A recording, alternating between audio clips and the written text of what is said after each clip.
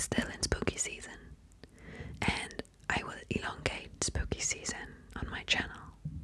I will put the mic like on my leg in hopes that it doesn't fall down or make loud sounds.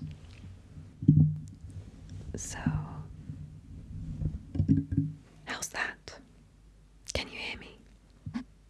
I hope so. For this evening, I have marked some stories right here, and there's one story that is not too long, like too long. So I will start with that and then see what the time is. So this story is called The Nightmare Touch by Lafcadio Hearn. It says Lafcadio Hearn was born in Lefkada, one of the Greek Ionian islands, in 1850, the son of an Irish surgeon soldier and a Greek aristocrat. What is the fear of ghosts among those who believe in ghosts? All fear is the result of experience of the individual or of the race, experience either of the present life or of lives forgotten. Even the fear of the unknown can have no other origin, and the fear of ghosts must be a product of past pain. Probably the fear of ghosts, as well as the belief in them, had its beginning in dreams. It is a peculiar fear. No other fear is so intense, yet none is so vague. Feelings, thus voluminous and dim, are super-individual mostly, feelings inherited, feelings made within us by the experience of the dead. What experience? Nowhere do I remember reading a plain statement of the reason why ghosts are feared. Ask any 10 intelligent persons of your acquaintance who remember having once been afraid of ghosts to tell you exactly why they were afraid, to define the fancy behind the fear, and I doubt whether even one will be able to answer the question. The literature of folklore, oral and written, throws no clear light upon the subject. We find, indeed, various legends of men torn asunder by phantoms.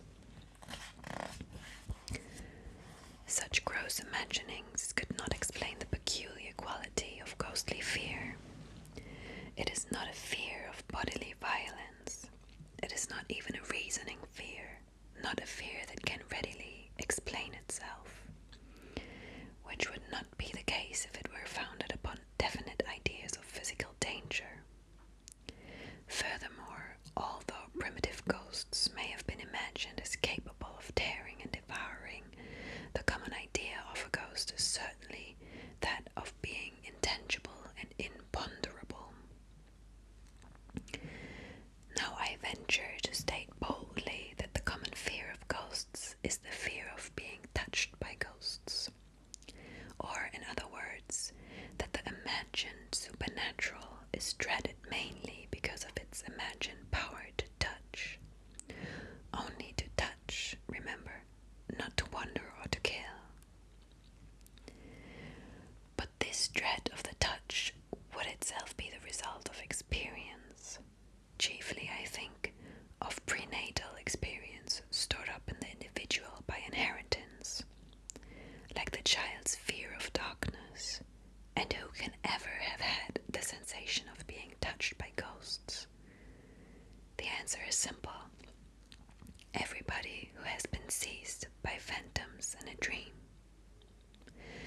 Elements of primeval fears, fears older than humanity, doubtless enter into the child terror of darkness. But the more definite fear of ghosts may very possibly be composed with inherited results of dream, pain, ancestral experience of nightmare, and the intuitive terror of supernatural touch can thus be evolutionally explained. Let me now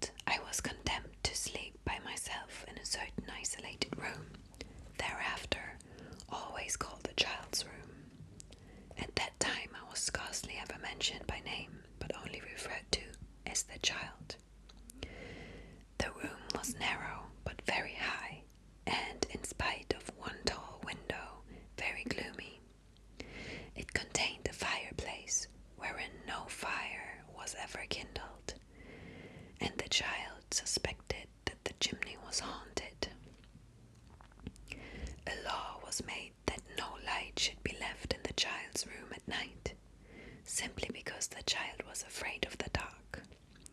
His fear of the dark was judged to be a mental disorder requiring severe treatment, but the treatment aggravated the disorder. Previously, I had been accustomed to sleep in a well-lighted room with a nurse to take care of me. I thought that I'd die of fright when sentenced to lie alone in the dark, and what seemed to me then abominably cruel, actually locked into my room, the most dismal room of the house. Night after night, when I had been warmly tucked into bed, the lamp was removed. The key clicked in the lock, the protecting light and the footsteps of my guardian receded together. Then an agony of fear would come upon me. Something in the black air would seem to gather and grow.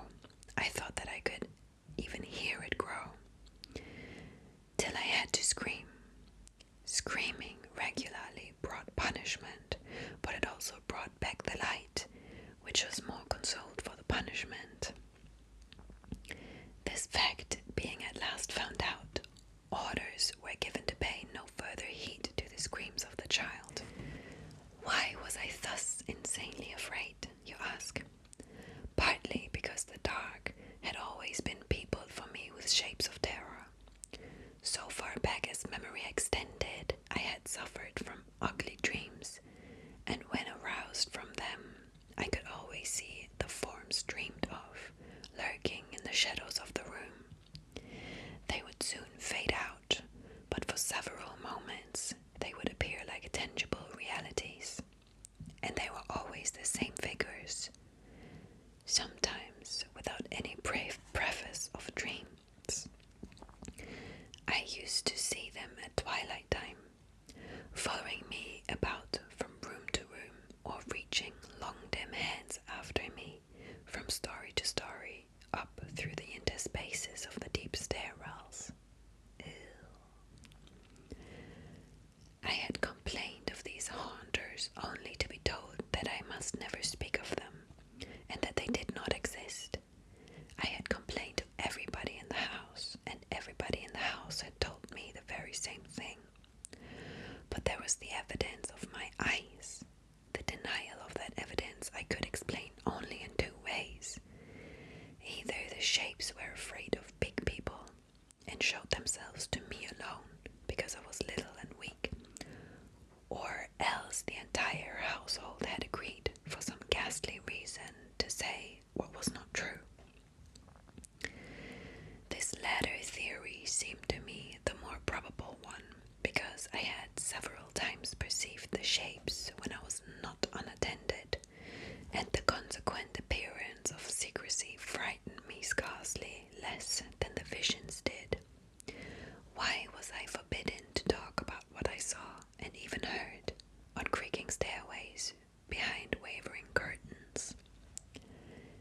Nothing will hurt you. This was the merciless answer to all my pleadings not to be left alone at night. But the haunters did hurt me. Only they would wait until after I had fallen asleep, and so into their power, for they possessed occult means of preventing me from rising or moving or crying out. Needless to comment upon the policy of locking me up alone with these fears in a black room. Unutterably was I tormented in the room for years. Therefore, I felt relatively happy when sent away at last to a children's boarding school, where the haunters very seldom ventured to show themselves. They were not like any people that I had ever known. They were shadowy, dark-robed figures, capable of audacious self-distortion, capable, for instance, of growing up to the ceiling and then across it, and then lengthening themselves, head downwards, along the opposite wall. Only their faces were distinct, and I tried not to look at their faces. I tried also in my dreams, or thought that I tried, to awaken myself from the sight of them, by pulling at my eyelids with my fingers, but the eyelids would remain closed, as if sealed. Many years afterwards, the frightful plates in Orfilas' Traité des Exhumés, beheld for the first time, recalled to me with a sickening start the dream terrors of childhood. But to understand the child's experience, you must imagine Orfilas' drawings intensely alive, and continually elongating or distorting, as in some monstrous anamorphosis. Nevertheless, the mere sight of those nightmare faces was not the worst part of my experiences in the child's room.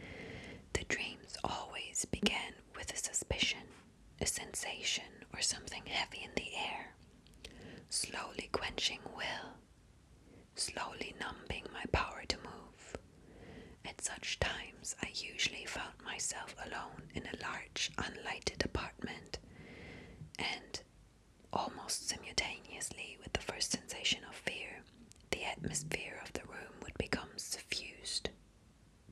Halfway to the ceiling, with a somber yellowish glow, making objects dimly visible, though the ceiling itself remained pitch black. This was not a true appearance of light. Rather, it seemed as if the black air was changing color from beneath.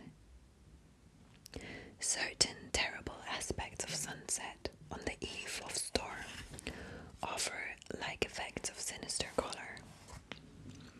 Forthwith, I would try to escape, feeling at every step a sensation as of waiting, and would sometimes succeed in struggling halfway across the room, but there I would always find myself brought to a standstill, paralyzed by some innominable opposition. Happy voices I could hear in the next room. I could see light through the transom over the door that I had vainly endeavored to reach.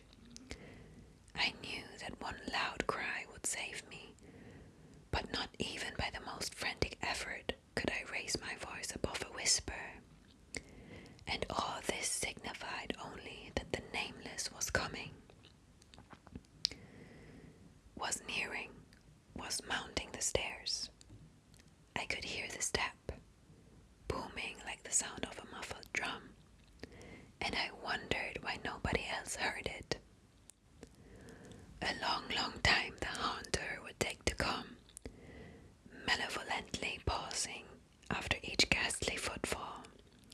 Then, without a creak, the bolted door would open, slowly, slowly, and the thing would enter, gibbering soundlessly, and put out hands, and clutch me, and toss me to the black ceiling, and catch me descending to toss me up again, and again, and again. In those moments, the feeling was not fear. Fear itself had been torpified by the first seizure. It was a sensation that has no name in the language of the living. For every touch brought a shock of something infinitely worse than pain, something that thrilled into the innermost secret being of me, a sort of abominable electricity discovering unimagined capacities of suffering in totally unfamiliar regions of sentiency.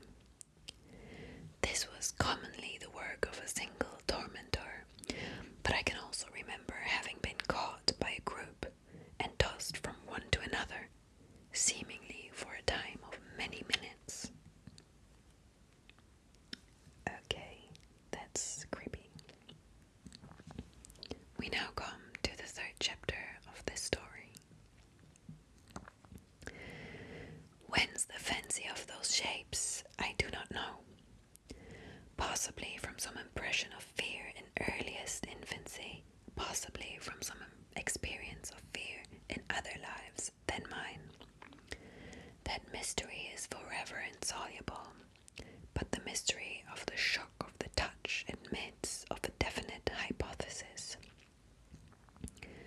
First, allow me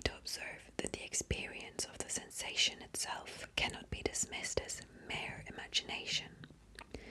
Imagination means cerebral activity.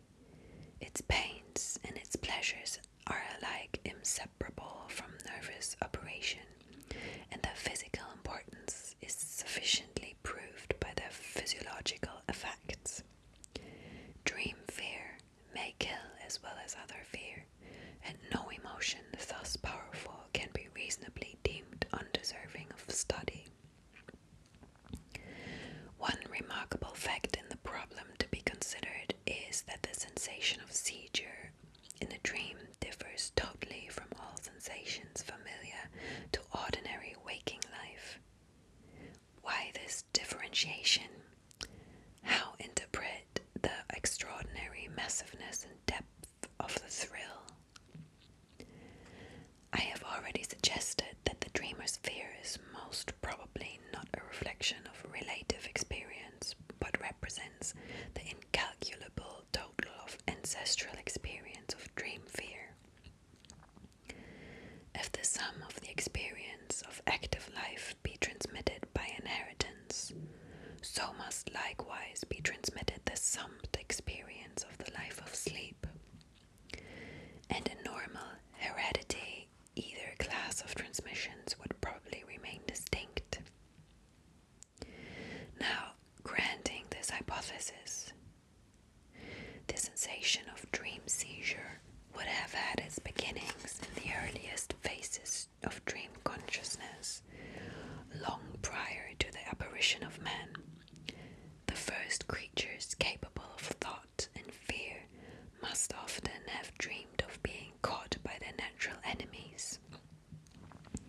There could not have been much imagining of pain in these primal dreams, but higher nervous development in later forms of being would have been accompanied by larger susceptibility to dream pain.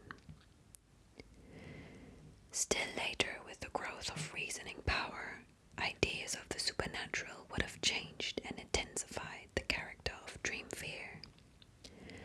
Furthermore, through all the course of evolution, heredity would have been accumulating the experience of such feeling. Under those forms of imaginative pain evolved through reaction of religious beliefs, there would persist some dim survival of savage primitive fears, and again under this, a dimmer but incomparably deeper substratum of ancient animal terrors. In the dream of the modern child, all these latencies might quicken, one below another, unfathomably, with the coming and the growing of nightmare. It may be doubted whether the phantasms of any particular nightmare have a history older than the brain in which they move, but the shock of the touch would seem to indicate some point of dream contact with the total race experience of shadowy seizure. It may be that profundities of self, abysses never reached by any ray of the life of sun, are strangely stirred in slumber, and that out of their blackness immediately responds a shuddering of memory, measureless even by millions of years. I will end this video here, and let me know in the comments down below if you want more stories or longer stories, and in general, if you enjoy this format,